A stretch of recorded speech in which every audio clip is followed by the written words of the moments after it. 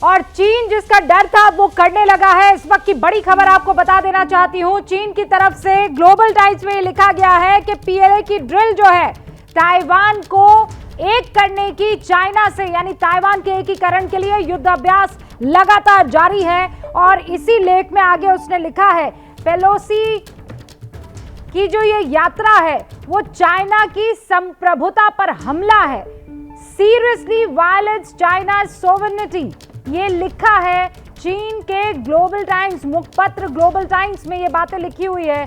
और महज ये एक ही लेख नहीं है, ग्लोबल टाइम्स को आप देखिए ऊपर से नीचे तो आपको अलावा इन गीदड़ भपकियों के कुछ और नजर नहीं आएगा। लेकिन क्या इसे गीदड़ भपकी के तौर पर लिया जा सकता है जनरल सिवाच, क्योंकि उसे अपनी साख तो बचानी है, अपनी इज्जत तो बचानी है। ये युद्ध अभ्यास के चक्कर में ऐसा ना हो कि ताइवान पर बिल्कुल वही हो जाए जो रशिया ने यूक्रेन पर किया।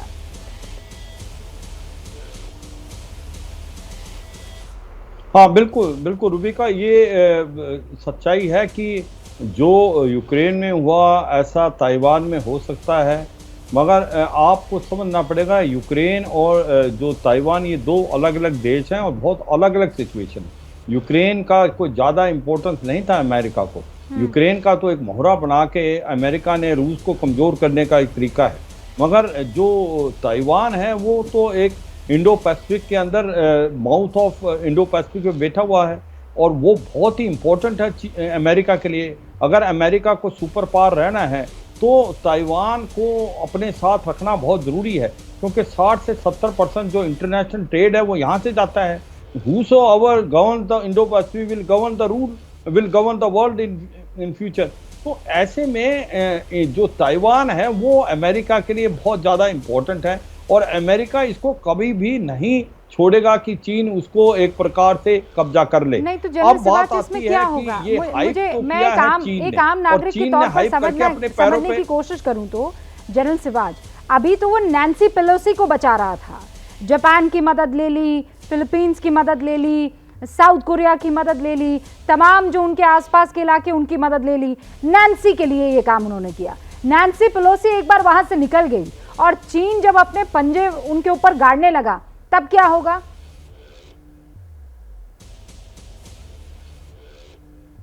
हाँ बिल्कुल, दो बातें हैं इसमें। सच्चाई है कि क्या ताइवान की इतनी काबिलियत है कि वो चीन का मुकाबला अकेले कर सकता है?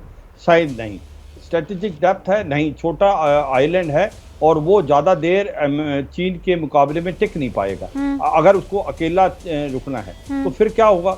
इसका मतलब अमेरिका को अगर ताइवान को बचाना है तो अमेरिका की हरदम प्रेजेंस होनी पड़ेगी साउथ चाइना सी में। अगर आप अभी देखें, दो यूएसएस के एयरक्राफ्ट कैरियर ग्रुप हैं, यूएसएस निमतेज और यूएसएस रोनाल्ड रीगन, 30 से 40 उसकी सबमरीन्स हैं। और जो ताइवान को सबसे लेटेस्ट वेपन F-22, F-35, जो थर्ड ट्रिबनी high altitude area defence system, Patriot missile, तो इसको बहुत ज़्यादा एक प्रकार से आर्म किया हुआ है ताइवान को। ये भी सच है, मैं मानता हूं कि अगर अमेरिका वहां से निकल जाता है या उसकी प्रेजेंस कम होती है तो इसका फायदा उठा सकता है चीन, मगर ऐसी सिचुएशन होने नहीं देगा, क्योंकि उन्होंने यूक्रेन में देख लिया, उनको पता है कि चीन पे भरोसा नहीं कर सकते। ये मैं मानता हूं जिस प्रकार की मिलिट्री एक्सरसाइज आज चीन कर रहा है उसका फायदा उठाते हुए वो ट्राई कर सकता है, मगर वहां पर अमेरिका की बहुत स्ट्रॉन्ग प्रेजेंस है। अमेरिका वो नहीं होने देगा। इस वक्त स्ट्रॉन्ग प्रेजेंस है ना सुशांत सरीन, आने वाले कुछ दिनों को आप कैसे देख रहे हैं? जैसे जनरल सिवाच ये कह रहे हैं कि हाँ अभी उसकी स्ट्रॉन्ग प्रेजेंस है अमेरिका की, उसके बाद क्या आती हो जनरल सिवाच? एक चीज ऐड कर देता हूँ। हाँ, मैं एक ही चीज ऐड करना चाहता हूँ। मेरे को लगता है कि सबसे इंपॉर्टेंट चीज ये लग रही है कि कुछ तो करेगा चीन, और चीन इसलिए करेगा क्योंकि वो नहीं चाहता कि वो वीक लगे। यहाँ नहीं करे तो कहीं ऐसा तो नहीं है कि वो भारत के अगेंस्ट कर देगा लाइन ऑफ एक्चुअल कंट्रोल में। ये भी एक बहुत शक है, क्योंकि चीन का अगला स्टेप क्या होगा ये कोई नहीं समझ सकता। इसलिए क्योंकि सी जिनपिंग कमजोर नहीं नजर आना चाहते, इकोनॉमिकली आज हालात खराब है, इन्फ्लेशन रेट डबल फिगर में, इकोनॉमी अच्छा नहीं करी, बेल्ट रोड इनिशिएटिव भी काफी फेल हो चुका है और नवंबर के अंदर हमारा लेना एक ना लेना दो, काम करे अमेरिका, उड़े नैन्सी पेलोसी और चीन गुस्सा उतारेगा हिंदुस्तान पे। ये तो गजबे हाल हो जाएंगे फिर सुशांत सरीन, आपको क्या लगता है? बिल्कुल कर सकता है। आप अच्छा, जिस ओके, बात ओके, से ओके, जनरल सहवाग, मुझे इसको आगे ले जाने दीजिए ना। कर देगा तो हम हाथ पे हाथ बैठे हुए। हाँ हाँ, बिल्कुल नहीं होने देंगे, लेकिन क्या चीन ऐसा कर सकता है? सुशांत सरीन। रूबिका, देखिए, दो तीन चीजें हमारे को बड़ी क्लियर होनी चाहिए। ये मान लेना कि क्योंकि बाइडेन ने 2 घंटे बात की थी शी जिनपिंग के साथ, तो ये एक बड़ी नॉर्मल तरीके की विजिट थी। और चीन की उत्तेजना बिल्कुल एक लिहाज से बिल्कुल वाजिब है, क्योंकि अगर चीन का इंटरेस्ट है ताइवान में, उनको अपना वो अभिन्न अंग मांगता है, तो चीन का अपना रवैया अपनी जगह ठीक है, मैं उसको एंडोर्स नहीं कर रहा, लेकिन मैं उनकी तरफ से देख के बात कर रहा हूं। ये मानना कि अमेरिका की बड़ी नॉर्मल विजिट थी, मेरे को नहीं लगता ऐसी बात है। देखिए, जब 1997 में 1997 में जब न्यूट गिनरिच गए थे ताइवान, उस समय राष्ट्रपति डेमोक्रेट थे, क्लिंटन थे, और उनके बीच में जो एक टकराव था उसके तहत वो वहां पर गए थे। और क्लिंटन साहब जैसे बाकी सारे राष्ट्रपति थे अमेरिका के, वो चीन को बहुत ज्यादा प्रोत्साहन और बढ़ावा दे रहे थे, और रिपब्लिकन्स को वो चीज मंजूर नहीं थी। आज हालात डिफरेंट है, प्रेसिडेंट और स्पीकर जो है एक ही पार्टी के हैं, और ये मान लेना कि वो स्पीकर अपने तय एक जहाज लेके उड़ के चली गई, कोई कोऑपरेशन नहीं थी व्हाइट हाउस के साथ, कोई कोऑर्डिनेशन नहीं थी, कोई कॉन्करेंस नहीं था व्हाइट हाउस का। मैं तो नहीं मानता कि ये पॉसिबिलिटी है। इसी को मैं साथ में आगे लेके चलता हूं कि उसका मतलब ये है कि अमेरिका की जो नीति है वो बोलते जो मर्जी रहे, चीन को वो जो मर्जी बोलते रहे, लेकिन ये बिल्कुल बहुत क्लियरली वाज़े तौर पर हमारे को नजर आ रहा है कि अमेरिका की नीति चीन को लेकर के काफी बदल चुकी है।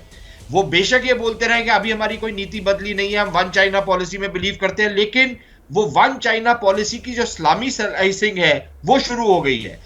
इस तरीके की विजिट्स उसको दर्शाती हैं, और वो सिर्फ अमेरिका से नहीं हो रही, बाकी और देशों से भी हो रही हैं ताइवान में विजिट्स। तो मेरे ख्याल चीन की जो एक लिहाज से जो उनका डर है या जो उनकी उत्तेजना है वो समझ में आती है बात।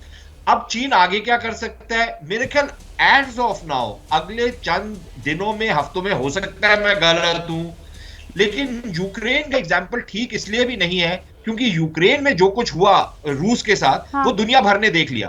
और जितनी मिलिट्री असेसमेंट थी ना कि रूस अंदर घुसा है यूक्रेन में और 1 हफ्ते के अंदर, 10 दिन के अंदर यूक्रेन ढेर हो जाएगा, कीव रूस के कब्जे में आ जाएगा। आज कितने 8 महीने हो गए, 7 महीने हो गए, कुछ नहीं ऐसा हुआ। तो मेरे ख्याल आप, और ये चीन ने भी देखा है, और चीन की कितनी ताकत है नहीं है, अमेरिका कहां तक उनके पक्ष में आएगा, ताइवान के कितना उनका समर्थन करेगा नहीं करेगा, हम इसमें सिर्फ अटकलें लगा सकते हैं।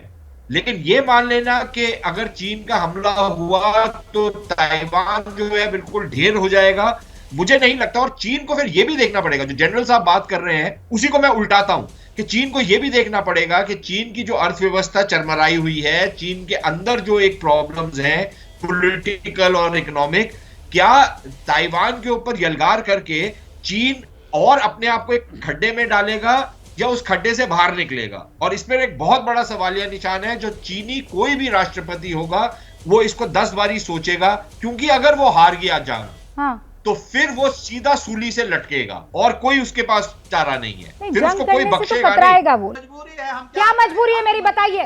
मैं अभी आपको बताती हूँ कि मैंने ओए होए होए होए, नमकीन के चटकारे लेते हुए टकटकी मार के डिबेट शो को पॉज रिपीट कर कर के देख रहे हैं जोगिंदर जी। इनकी तरह आप भी देखें अपने फेवरेट डिबेट्स को रिपीट कर, और डाउनलोड कीजिए एबीपी लाइव ऐप अपने स्मार्ट टीवी पर।